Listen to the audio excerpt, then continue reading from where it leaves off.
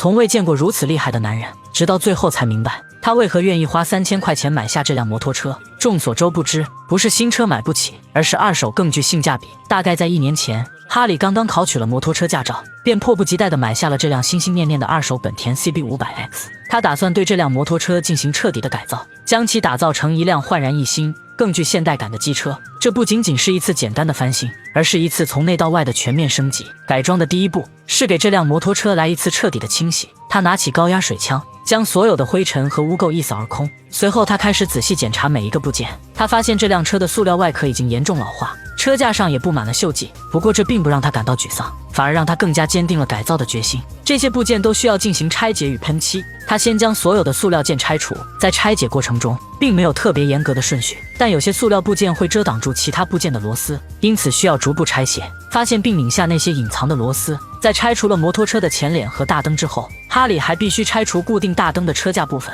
因为在这次改造中，这部分车架将被更换为全新的样式，以更好地适配他心中理想的机车风格。他将整个车把组件都拆了下来，这不仅仅是为了更换大部分车把部件，更是为了对转向柱和前叉进行喷漆处理，让它们焕发出全新的光彩。在所有塑料件被逐一拆卸完成后，整个机舱也毫无保留地展现在眼前。可以看到，机舱内部堆积了许多污垢，这些污垢是长时间使用留下的痕迹。哈里意识到，这是一个绝佳的机会，可以对机舱进行一次彻底的清洗。这样一来，当重新组装摩托车时，这些地方就会变得干净整洁。现在需要拆除前叉和转向柱，为了做到这一点，哈里需要借助升降机将摩托车缓缓抬起，这样操作起来就方便多了。哈里先拧下固定车轴的螺丝，小心翼翼地取出车轴，随后轻轻卸下前轮。与此同时，他将刹车卡钳拆卸下来，暂时悬挂在摩托车上。后续他会为它更换全新的刹车片，这样才能提升制动性能。在拆卸前叉时，哈里首先松开了中央螺丝，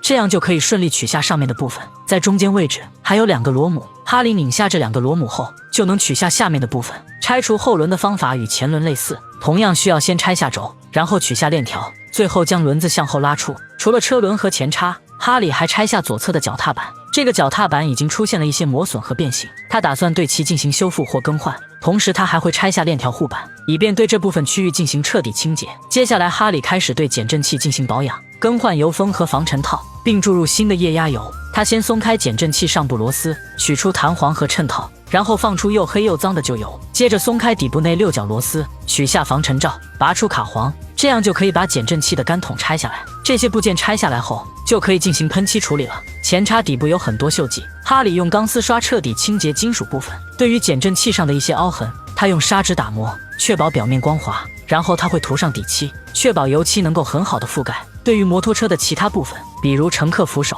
哈里也会进行喷漆处理。他用砂纸打磨表面，确保底漆能够很好的附着。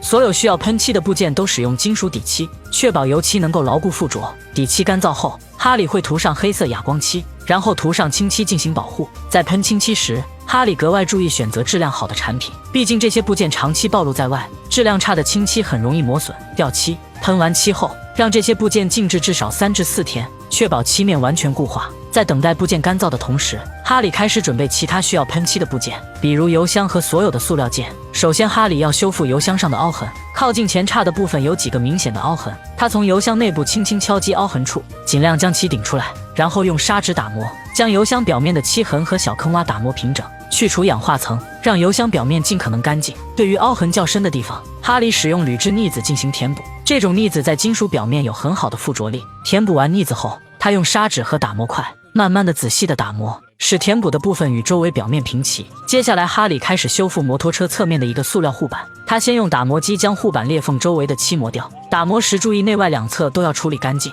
接着他使用塑料焊接机，在裂缝的内外两侧分别焊接一条塑料线，将裂缝连接起来，然后在护板内部裂缝上方用塑料焊接机将一块铁丝网加热后嵌入塑料中，增强护板的强度。之后在铁丝网和裂缝上方再焊接一层塑料，进一步加固。在外侧他用塑料棒将之前打磨时留下的坑洼填平。由于塑料焊接时头部加热会导致一些不平整，所以最后他使用塑料腻子将整个裂缝区域填平，再用打磨块和砂纸仔细打磨，使其表面平整光滑。最后哈里用砂纸对整个塑料护板进行轻度打磨，使其表面质感均匀。所有修复和打磨后的部件都会先涂上一层底漆，底漆干燥之后再用砂纸轻轻打磨一遍，这样不仅能让表面更加光滑，还能去除底漆可能存在的一些小瑕疵。打磨完成后，哈里用去油剂仔细清洁所有部件，确保表面干净无油污和灰尘。一切就绪后，他开始进行喷漆工作。这次他选择了白色珍珠漆，这种颜色与黑色塑料件搭配起来非常美观。珍珠漆干燥后，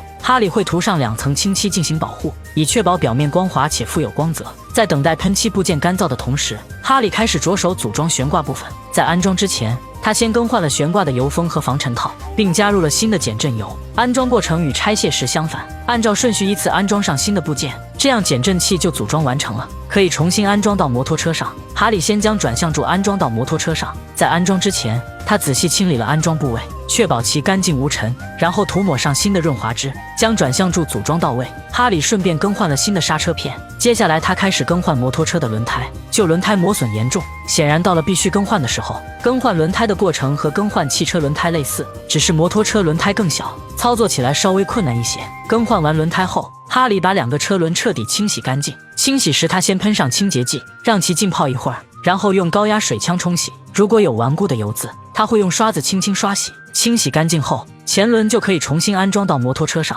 在安装后轮之前，哈里把这部分区域也清洗了一下，因为安装车轮后会很难清理。另外，哈里还把消音器也拆了下来，他打算更换这个消音器。现在哈里开始对发动机进行保养，他先拧下发动机底部的放油螺栓，将旧机油完全排空。机油液位观察窗那里非常脏，所以哈里把观察窗的盖子拆下来，用刹车清洁剂和刷子仔细清洗，让机油液位能够更加清晰。更换机油滤清器时，扳手无法适配摩托车的滤清器，哈里直接用螺丝刀在滤清器上扎了个洞，然后用它作为杠杆来拧下滤清器。安装新滤清器时，他先把滤清器底座稍微清了一下，在新滤清器的密封垫上涂抹一些机油，用手拧紧滤清器，然后再拧上放油螺栓，这样就可以加入新的机油了。除了更换机油，还需更换离合器线，因为原来的线已经卡死，导致离合器手柄非常硬。更换新的离合器线后，操作会变得更加顺畅。另外，哈里还更换了冷却液，整个过程非常简单。先松开冷却液管的卡箍，将旧的冷却液完全排空，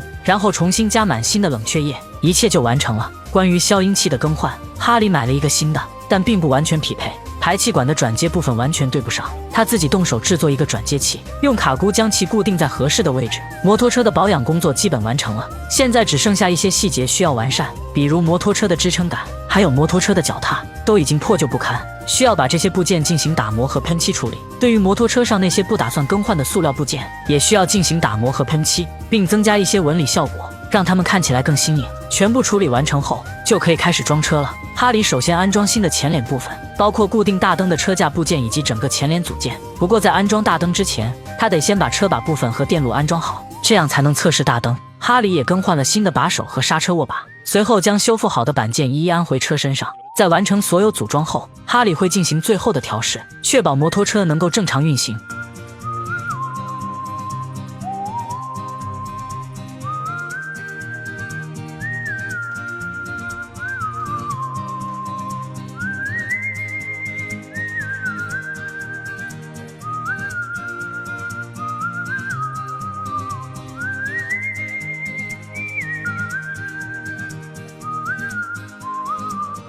经过几天的修复和组装，整车终于完成了。现在给大家看看摩托车改造前后的对比，是不是变化巨大？